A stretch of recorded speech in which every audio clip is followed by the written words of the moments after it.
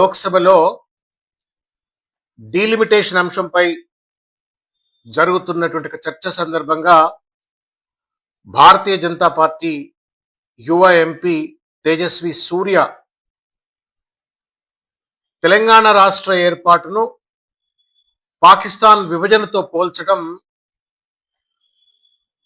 రాజ్యాంగ వ్యతిరేకం, మూర్ఖత్వం, తెలంగాణ ఉద్యమాన్ని అపహాస్యం చేసినట్టుగా భావించాలా? దీన్ని నిర్ద్వందంగా బీఆర్ఎస్ పార్టీ ఖండిస్తా ఉంది. భారతీయ జనతా పార్టీకి ఏమాత్రమైనా రాజ్యాంగం పైన,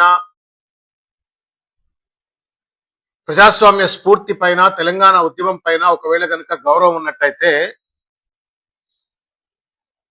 వెంటనే తేజస్వి సూర్యను పార్లమెంట్ నుండి సస్పెండ్ చేయాలి. And BJP should make sure that Tejasvi Surya tenders an unconditional apology to the people of Telangana and also to the parliament. Telangana రాష్ట్ర ఏర్పాటు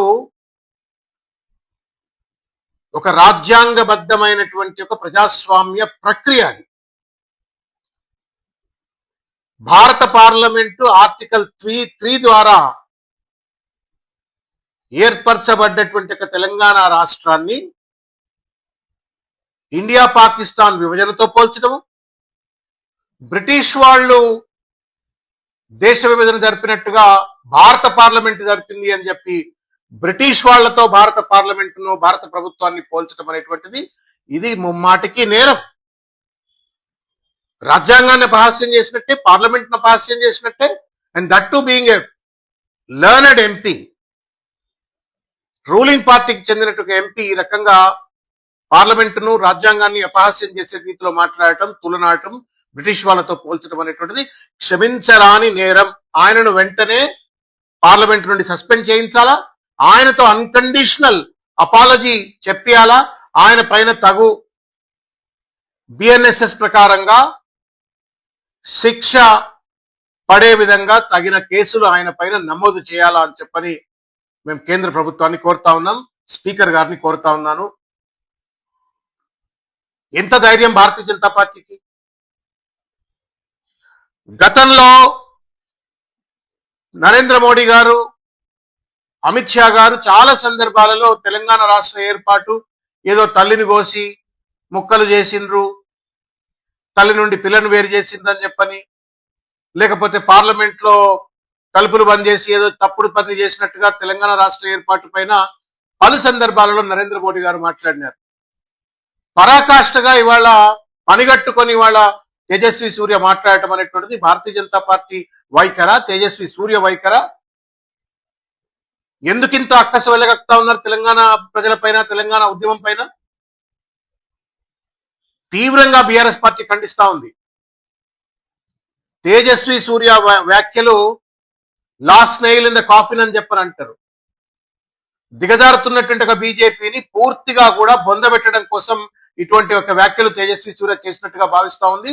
ఈ గడ్డ మీద బీజేపీకి స్థానం లేదు అన్నట్టుగానే తేజస్వి సూర్య వ్యాఖ్యలు పరిగణలోకి తీసుకోవాల్సి వస్తుంది. వెంటనే ఆయన పైన చర్యలు తీసుకోవాలా, ఆయనను సస్పెండ్ చేయాలా, బీజేపీ తెలంగాణ ప్రజలకు క్షమార్పణ చెప్పేటువంటి ఒక చర్యలు చేపట్టాలా అని చెప్పని ఈ సందర్భంగా నేను విజ్ఞప్తి చేస్తా ఉన్నాను. ఇకపోతే అమరవీరుల త్యాగాలు, బహుశా ఈ మధ్య కాలంలో ప్రపంచంలో ఎక్కడా జరగనటువంటి అతిపెద్ద ప్రజా ఉద్యమం కేసీఆర్ గారి యొక్క నేతృత్వంలో జరిగినటువంటి ఒక విషయాన్ని గుర్తు చేస్తా ఉన్నాం. వేల మంది బిడ్డలు బలిదానాలు చేసుకున్న తర్వాత వచ్చినటువంటి ఈ రాష్ట్రాన్ని పాకిస్తాన్ తో పోల్చేటువంటి ఒక తీరు అత్యంత దుర్మార్గమైనటువంటిది, హేయమైనటువంటిది. దీన్ని సభ్య సమాజం అంతా కూడా నిర్ద్వందంగా ఖండించాలా, తేజస్వి సూర్య వ్యాఖ్యల పైన తిరుగుబాటు చేయాలా అని చెప్పని ఈ సందర్భంగా నేను విజ్ఞప్తి చేస్తా ఉన్నాను. దురదృష్టం ఏంటంటే ఇంత చిల్లర మాటలు తేజస్వి సూర్య మాట్లాడుతుంటే పార్లమెంట్ లో బొమ్మల లెక్క కూర్చున్నటువంటి ఒక తెలంగాణ ఎంపీలను చీము నెత్తురు లేదా? మీరు తెలంగాణ ప్రజలను, తెలంగాణ ఉద్యమాన్ని, తెలంగాణ అమరుల త్యాగాన్ని అవమానపరిచే విధంగా తెలంగాణను పాకిస్తాన్ తో పోల్చేటువంటి ఒక పరిస్థితి ఏర్పడ్డప్పుడు మీరు ఎందుకు మౌనంగా ఉన్నారు? ఎందుకు మీరు బానిసకు ఒక బానిస అన్నట్టుగా ఇవాళ తేజస్వి సూర్య వ్యాఖ్యలను ఖండించలేదు అని చెప్పని ఇవాళ ప్రశ్నిస్తా ఉన్నాం. మీ మౌనం తెలంగాణ ఆత్మగౌరవం మీద తేజస్వి సూర్య చేసిన దాడి కంటే కూడా ఎక్కువ. తెలంగాణ ఉద్యమంలో కేసీఆర్ గారి యొక్క నేతృత్వంలో రాజకీయాలకు అతీతంగా అందరము ఏకమై ఎజెండాలు పక్కన పెట్టి కొట్లాడిన విషయం గుర్తులేదా ఎంపీలు అని చెప్పి నేను ప్రశ్నిస్తా ఉన్నాను. కాంగ్రెస్ ఎంపీలు, బీజేపీ ఎంపీలు బెల్లం కొట్టిన రాళ్ల లెక్క ఎట్లా కూర్చుంటారు అని చెప్పని ప్రశ్నిస్తా ఉన్నాను.